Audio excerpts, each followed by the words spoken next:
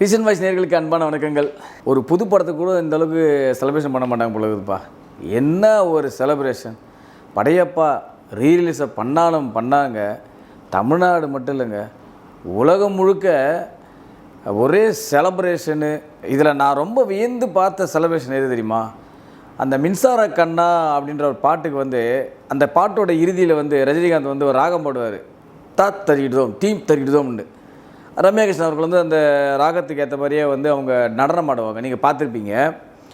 ஒரு தேட்டரில் நினைக்கிறேன், ஒருத்தர் அந்த ராகம் பாடுற மாதிரியே அவர் பாடுறாரு, ஒருத்தர் பரதநாட்டியமும் அங்கே ஆடுறாரு.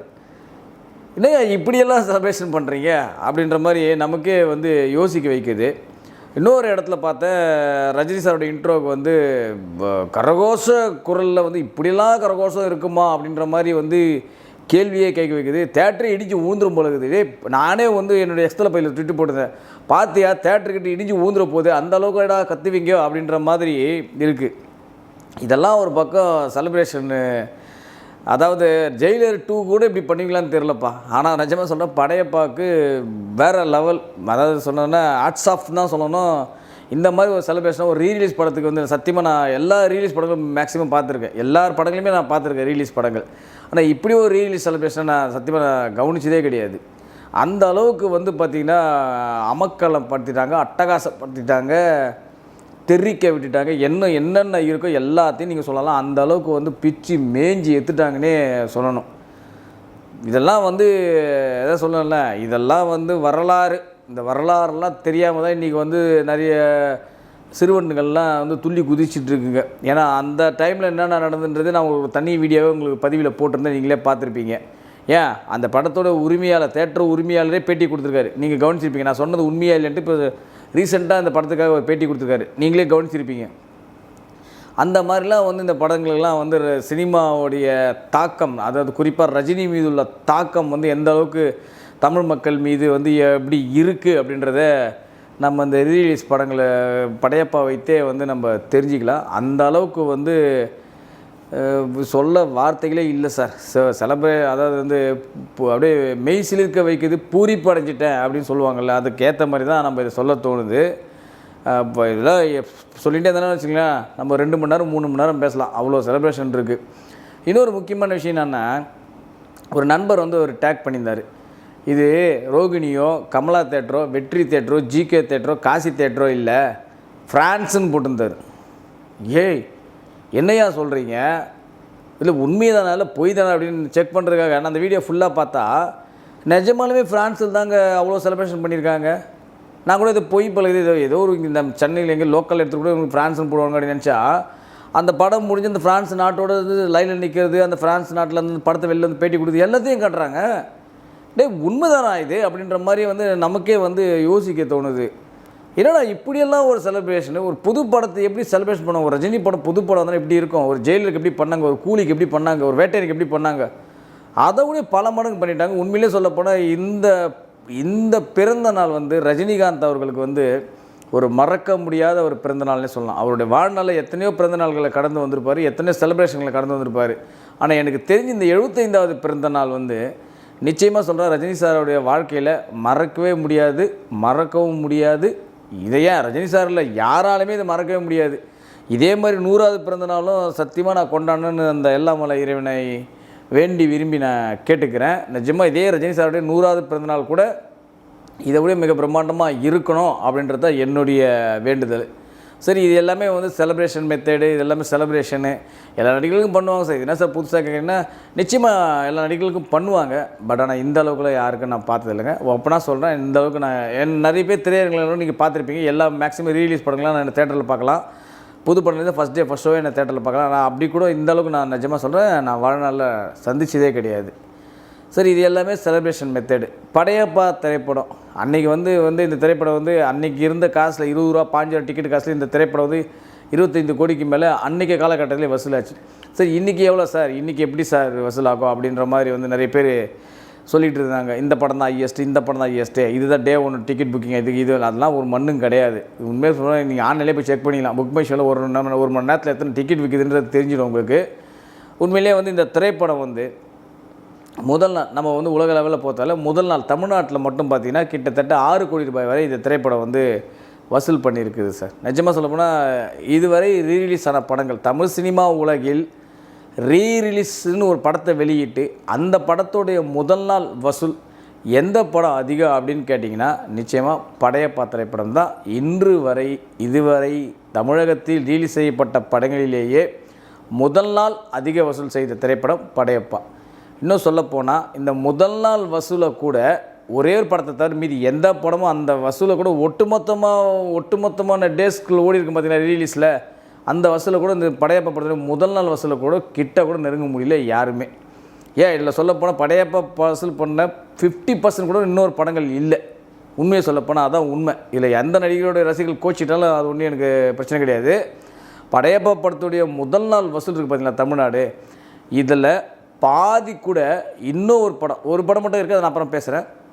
அந்த படத்தோடைய வசூலில் பாதி கூட லைஃப் டைம் ரிலீஸோட கலெக்ஷனில் எந்த படமும் இல்லை சார். இன்றைக்கி வசூலான அந்த படையப்பாடு முதல் நாள் வசூலில் கம்பேர் பண்ணும்போது சரி முதல் நாள் 6 கோடி ரூபாய் பண்ணி சார். 2வது நாள் பார்த்திங்கன்னா போடாதவங்களாம் நிறைய தேட்டருக்காரன் போட ஆரம்பிச்சிட்டாங்க சார். சனிக்கிழமை 2வது நாள் வெள்ளிக்கிழமையும் பயங்கர பிரம்மாண்டமாக அது யாருமே எதிர்பார்த்துக்க மாட்டாங்க இந்த அளவுக்கு புக்கிங் ஆகும் சார். ஏதோ வந்து ஒரு மாதமாக பக்காவாக பிளான் பண்ணி ப்ரொமோஷன் பண்ணி தெருவாக போஸ்ட் ஒட்டி ட்விட்டர் பதிவு அது இது ஃபேஸ்புக் இன்ஸ்டா எல்லாத்துலையும் ப்ரொமோட் பண்ணி படையப்பா ரிலீஸ் ஆகுதெல்லாம் சொல்லிலாம் ரிலீஸ் பண்ணலாம் சார்.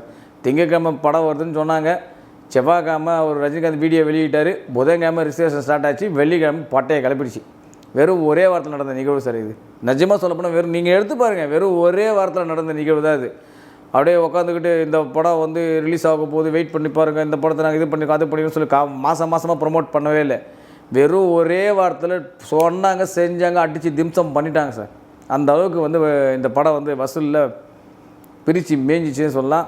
ஏன்னா நான் பேசுகிற டோன்லேயே உங்களுக்கு தெரியும் நான் எந்த அளவுக்கு நான் வந்து பூரி படைஞ்சதுன்னா இந்த மாதிரி வந்து நான் பேசுகிறேன்றது தெரியும் உங்களுக்கு.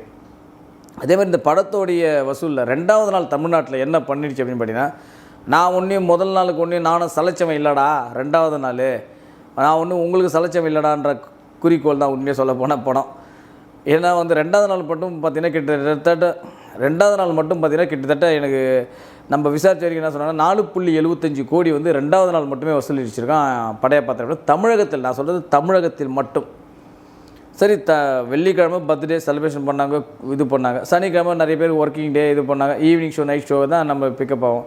சண்டே லீவ் ஆச்சே சார், 3வது நாள் சண்டே வந்து பட்டை கிளப்பிடுவீங்க சார் அப்படின்னு கேட்டிங்கன்னா நிச்சயமாக முதல் நாள் நீ கொடுத்தல்ல முதல் நாள் வசூலியே நான் 3வது நாள் கொடுக்குறேன் பாடுறா அப்படின்னு சொல்லி 3வது நாள் வல்லு கட்டு அதை சொல்லுவாங்கள்ல வம்படியாக வாண்டடாக வந்து முதல் நாள் ஓப்பனிங்காக நான் 3வது நாள் கொடுக்குறேன் பாரு அப்படின்னு சொல்லி அடித்த 3வது நாள் தான் படையப்பா திரைப்படம். ஏன்னா 3வது நாள் மட்டும் தமிழகத்தில் இந்த திரைப்படம் கிட்டத்தட்ட 5.75 கோடி வசூல் பண்ணியிருக்கு தமிழகத்தில் மட்டும். இது ஏதோ உருட்டுறதுக்கோ இல்லை வந்து ரஜினி தான் பெரிய கிங், ரஜினியை அடிச்சிக்க முடியாதுன்ற சொல்கிறதுலாம் இல்லை. தமிழகத்தில் நீங்கள் எந்த தேட்டர் நீங்கள் தேட்டரில் ஓப்பனிங்கு புக்கிங்கை பார்த்தாலே நம்ம கண்டுபிடிச்சிடலாம். ஏன்னா நம்ம வந்து சும்மா வந்து வாய் வார்த்தை சொல்லிட முடியாது. அதை வந்து தேட்டராக பல்காக பிளாக் பண்ணிவிட்டு கூட்டமே இல்லாமல் கலெக்ஷன் மட்டும் காட்டுற லிஸ்ட்டில் படையப்பா கிடையாது. நல்லா புரிஞ்சுங்க, ஒரு ஸ்கேம் நடக்கலை. ஒரே ஒரு ரசிகரே தேட்டருக்கு 100 டிக்கெட் 50 டிக்கெட் புக் பண்ணல. முதல் ஷோவோனா ஃபேன்ஸுக்கு வந்து மொத்தமாக வாங்கியிருப்பாங்க, இல்லை குறிப்பிட்ட டிக்கெட் வாங்கியிருப்பாங்க. ஆனால் மற்ற எந்த ஷோக்களுமே எந்த ரசிகர் மன்றத்துலேருந்தோ தேட்டருக்கு 50 100 பிளாக் பண்ணவே இல்லை, புக் பண்ணவும் இல்லை. எல்லாம் கவுண்டர் டிக்கெட்டு ஆன்லைனில் புக் ஆகுது, கவுண்டரில் வாங்குறது, ஆன்லைனில் வாங்குறது, கவுண்டரில் வாங்குறது, இப்படி தான் இருக்குது. ஆர்கானிக்னு ஒரு வார்த்தைக்கு அர்த்தம் இந்த படம் தான். அதாவது ஆர்கானிக் வசூலுக்கு அர்த்தம் இந்த படத்தை சொல்லலாம் ரீலீஸோட ஹிஸ்ட்ரியில். அந்த அளவுக்கு பார்த்திங்கன்னா இந்த திரைப்படம் வந்து பட்டையை கிளப்பிடுச்சு. 3 நாளில் வந்து எனக்கு தெரிஞ்சு வந்து கிட்டத்தட்ட 3 நாளில் இந்த திரைப்படம் வந்து கிட்டத்தட்ட ஒரு 15 கோடியை தாண்டி இருக்குது சார் 3 நாளில் அப்படின்ற மாதிரி வந்து சொல்லியிருக்காங்க நம்மக்கிட்ட. நம்ம விசாரிச்சவங்க சொன்னாங்க, சார் வேறு லெவல் சார், இந்த மாதிரிலாம் வந்து ரீலீஸ்லாம் இந்த மாதிரி தமிழ் சினிமாத்தில் மறு ஜென்மம் எடுத்தால் கூட இந்த மாதிரி ரீலீஸ் வசூல் வருமானத்தில் ஒரு கேள்விக்குறி தான் சார் அப்படின்ற மாதிரி சொல்கிறாங்க. நிஜமாக சொல்கிறாங்க சார். இதை வந்து நம்ம இதில் ஒன்றும் மறைக்கிறதுக்கும் இல்லை, இதில் வந்து புகழ்பாடுறதுக்கும் இல்லை. ஒரு ரீலீஸ் ஹிஸ்ட்ரியில் தமிழ் சினிமா வந்து மறு ஜென்மம் எடுத்தால் கூட இந்த மாதிரி ஒரு ரீலீஸ் கிடைக்குமான்னு கேட்டிங்கன்னா கிடைக்கவே கிடைக்காது சார் அப்படின்ற மாதிரி தான் பேச்சே நிலவு உண்மையை சொல்லப்போனால். ஸோ முதல் 3 நாள்லேயே கிட்டத்தட்ட 15 கோடியை வந்து தாண்டியிருக்கு தமிழகத்தில் மட்டும். சரிங்க, இதுக்கு முன்னாடி ரிலீஸ் பண்ண படங்கள்லேயே அதிக வசூல் செய்த படங்கள் என்னங்க அப்படின்ற மாதிரி பல பேர் வந்து அவன் நடிகருக்கு ஏற்ற மாதிரி அவன் நடிகர் ரசிகர்களுக்கு ஏற்ற மாதிரி வந்து ட்விட்டர் போட்டுகிட்டே இருக்காங்க. இது இவ்வளோ கலெக்ஷன்றாங்க. உண்மையிலே சொல்கிறேன். இதுக்கு முன்னாடி வந்து அது ரிலீஸ் படங்களில் அதிக வசூல் செய்த திரைப்படம் வந்து கில்லி, விஜய் அவர்கள் எடுத்த கில்லி திரைப்படம் தான் இதுவரை ரிலீஸ் செய்த படங்களே அதிக வசூல் செஞ்ச படமாக இருக்குது. அந்த திரைப்படம் வந்து கிட்டத்தட்ட ஒரு 12 கோடியிலிருந்து 13 கோடி ரூபாய் தமிழ்நாடு வசூல் பண்ணியிருக்கு. அது உண்மை தான், அது யாரும் மறுக்கிறதுக்குலாம் இல்லை. அது ஸ்கேமோ இல்லை இவங்க புக் பண்ண அதெல்லாம் அந்த கதைக்கெலாம் நான் வரலைங்க. ஆனால் அந்த படம் வந்து தேட்டர் வாயிலாக கிட்டத்தட்ட 12 கோடி ரூபாய் வந்து வசூல் பண்ணியிருக்கு அப்படின்றது மட்டும் உண்மையான செய்தி தான். ஆனால் இந்த 12 கோடி ரூபாய் வசூலை வெறும் 3 நாளில் படையப்பா திரைப்படம் ஒட்டுமொத்த ரெக்கார்டையும் காலி பண்ணிட்டு போயிடுச்சு. உண்மையிலே அதுதான், போகலை, ஓடிக்கிட்டு இருக்குது இன்னும். வெறும் 3 நாளில் இதுக்கு முன்னாடி ரிலீஸ் பண்ண படங்களுடைய ஹிஸ்ட்ரியை இந்த படம் வெறும் 3 நாளில் அடித்து தும்சம் பண்ணிட்டு போயிடுச்சு அப்படின்னு தான் நம்ம சொல்லணும். ஏன்னா இந்த திரைப்படம் ஏன் இந்த அளவுக்கு வசூல் கேட்டிங்கன்னா, இந்த திரைப்படம் வந்து எந்த ஓடிடி தளங்கள்லேயும் இந்த திரைப்படம் கிடையாது. அதேமாதிரி டெலிவிஷனில் கூட பார்த்திங்கன்னா சன் டிவியில் தான் ரைட்ஸ் வச்சுருக்காங்க. பெருசாக வந்து அந்தளவுக்கு போட்டதில்லை. எனக்கு தெரிஞ்சு ஒரு 4-5 வாட்டி தான் போட்டுருப்பாங்க இந்த படத்தையே, மேக்ஸிமம் அந்த சன் டிவியில். அந்தளவுக்கு தான் வந்து இந்த திரைப்படம் வந்து இருக்குது. ரொம்ப ரேர், யூடியூப்லேயும் பார்க்க முடியாது. யூடியூப் வந்து ஹிந்திலேயோ தெலுங்குலேயோ அந்த பதிப்பில் தான் இருக்குது. தமிழில் கூட இந்த திரைப்படம் கிடையாது.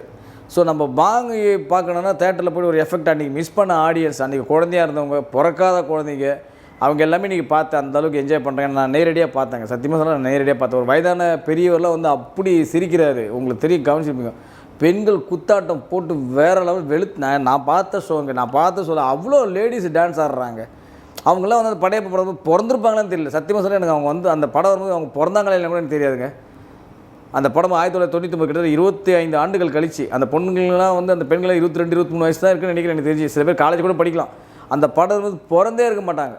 ஸோ அந்த பெண்கள்லாம் வந்து அந்தளவுக்கு குத்தாட்டமும் நடனமும் அதான் சொல்லுவாங்களே 6லேருந்து 60 வரை இல்லை, 6லேருந்து 70, 75, 90 வயது உள்ளவர்களையும் ரசிக்கக்கூடிய ஒரே நடிகர் யாருன்னா தமிழ் சினிமா உலகத்தில் ரஜினிகாந்த் மட்டும்தான். எல்லாருக்குமே ஃபேன்ஸ் இருக்காங்க, யாருக்கு இல்லைன்னு சொல்ல. ஆனால் இந்த ஏஜ்லேருந்து இந்த ஏஜ் குரூப் வரைக்கும் ரசிக்கிற ஒரே தன்மை வந்து ரஜினிகாந்த் கிட்ட மட்டும்தான் இருக்குது.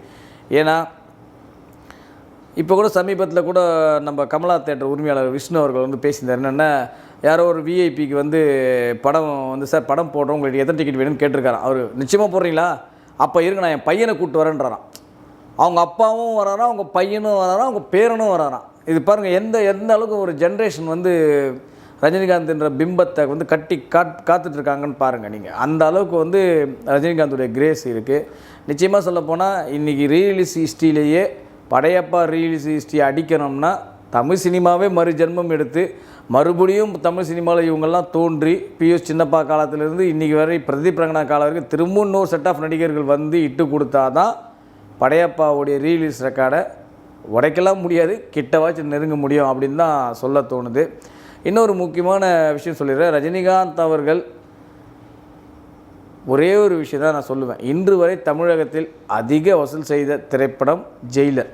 அதே மாதிரி ரீலிசிஸ்ட்லேயும் ரஜினிகாந்தோடைய படையப்பா திரைப்படம் தான் தமிழகத்தில் அதிக வசூல் செஞ்சுருக்கு. இதை ஏன் சொல்கிறேன்னா, யாருமே வந்து நான் தான் நம்பர் 1, நான் தான் நம்பர் 2 அப்படின்லாம் வந்து ஈஸியாக சொல்லிட முடியாது. அதுக்கு உண்டான ரெக்கார்ட்ஸ்கள் இருக்கணும், அதுக்கு உண்டான டேட்டாஸ் வந்து ஆர்கானிக்காக இருக்கணும். உண்மையை சொல்லப்போனால் சும்மா தனக்கு தானே வந்து போட்டுக்கிட்டு தன் ரசிகர்களையோ இல்லை அல்ல கைகளையோ வச்சு போட்டுக்கிட்டால் வந்து நம்பர் 1 கிடையாது. இது வந்து ஆர்கானிக்காக உண்மையாக வந்த வசூல். இது யாரை கேட்டாலும் சொல்லுவாங்க. இன்று வரை தமிழ்நாட்டில் ஜெயலலிதா தான் சார் இன்னைக்கு வரைக்கும் கலெக்ஷனில் அதிகம். அதுக்கு அடுத்தது இப்போ ரீலீஸ் கலெக்ஷனில் அதிகம் படையப்பா சார்.